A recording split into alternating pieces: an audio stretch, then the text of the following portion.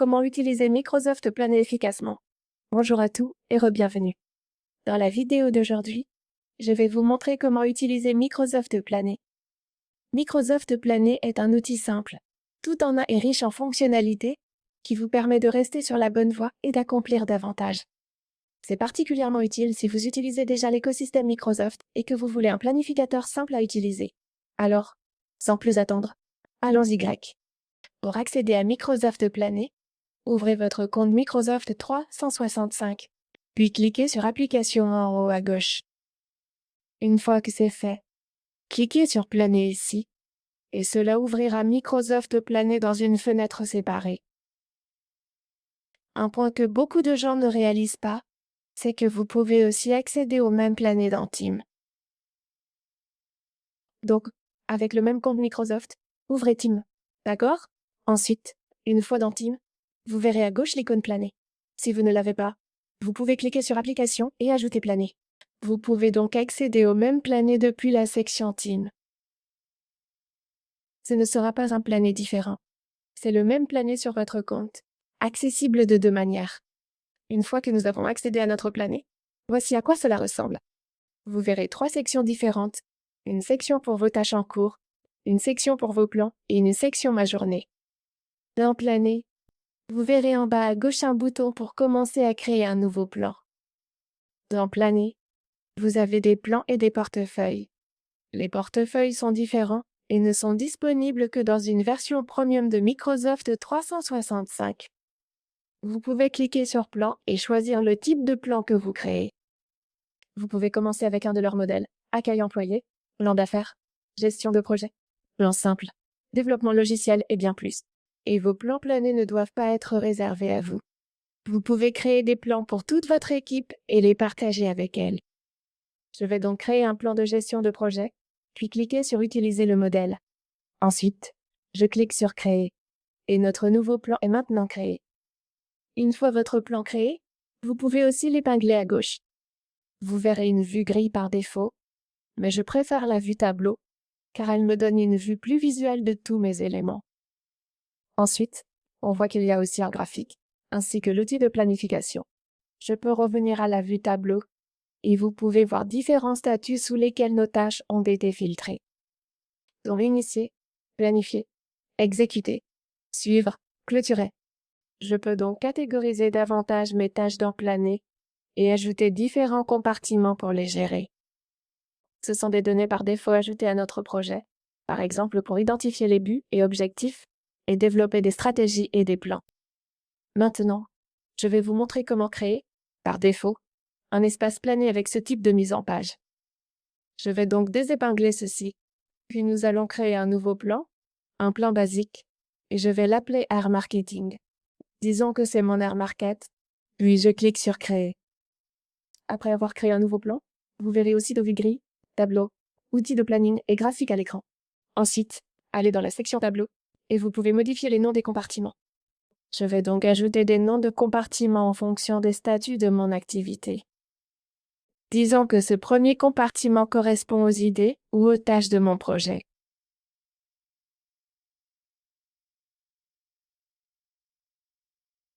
Puis on a en cours ou en traitement, puis en attente d'approbation.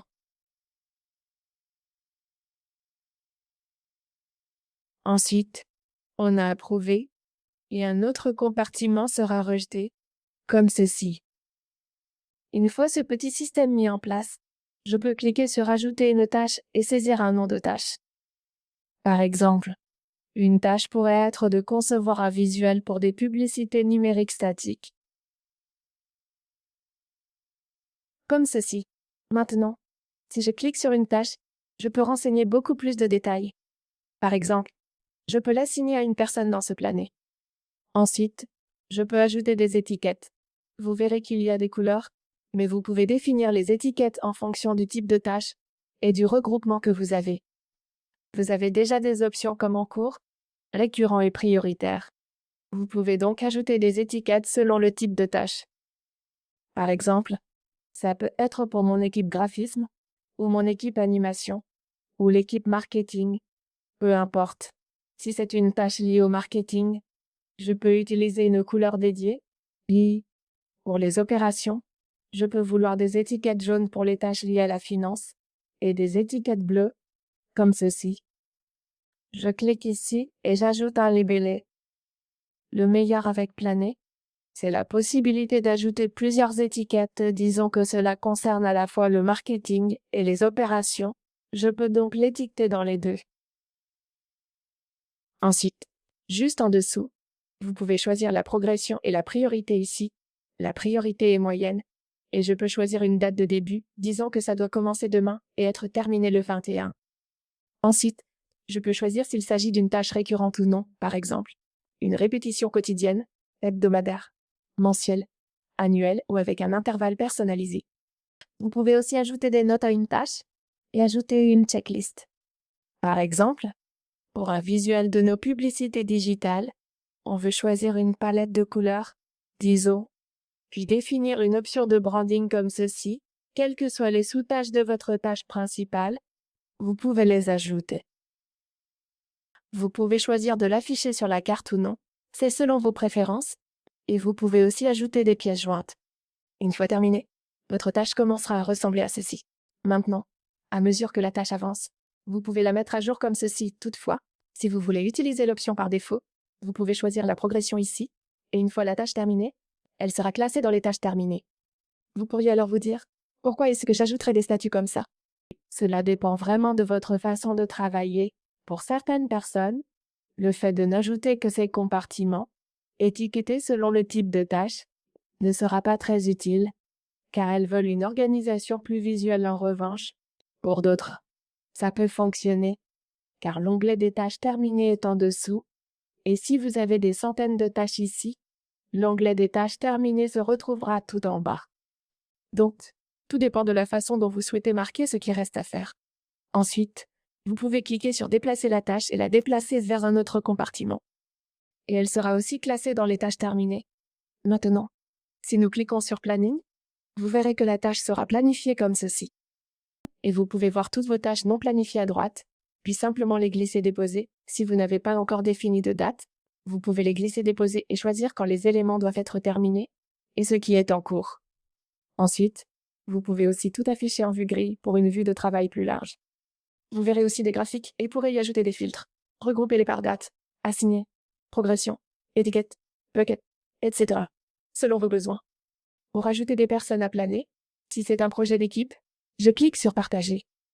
Et nous pouvons créer un groupe, choisir les paramètres de confidentialité et saisir les noms des membres. Je peux donc commencer à ajouter ces personnes à mon plané. Je peux aussi l'ajouter à un groupe existant. J'ai des groupes déjà créés dans mon compte Microsoft 365 et je peux choisir si cela doit être lié à ce groupe en particulier. Et voilà, nous pouvons commencer à créer nos propres plans dans Microsoft Planet. Nous avons aussi une section Mes tâches qui vous permet de voir toutes les tâches qui vous sont attribuées.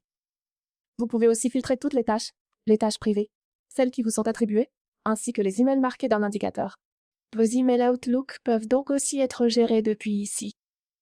Vous pouvez aussi consulter vos journées en cliquant simplement sur Ma journée et en voyant tout ce que vous avez prévu pour la journée. Et vous pouvez aussi faire tout cela dans les applications Microsoft Teams, par exemple. Si vous ouvrez Microsoft Teams, voici mes équipes et je peux faire toutes ces actions dans l'application Teams. Pour démarrer, vous vous dites peut-être que ça doit coûter cher, mais la version de base de Planet est incluse dans votre abonnement Microsoft 365 et si vous voulez des fonctionnalités plus avancées, comme les objectifs, la gestion de projet, des modèles premium et les dépendances entre tâches, vous pouvez choisir Planet Plan 1 pour seulement 10 $ par mois. J'espère que cette vidéo vous a été utile. Si c'est le cas, pensez à laisser un j'aime et à vous abonner. Et si vous avez des questions, vous pouvez les laisser dans la section commentaires ci-dessous. J'aimerais beaucoup savoir ce que vous en pensez.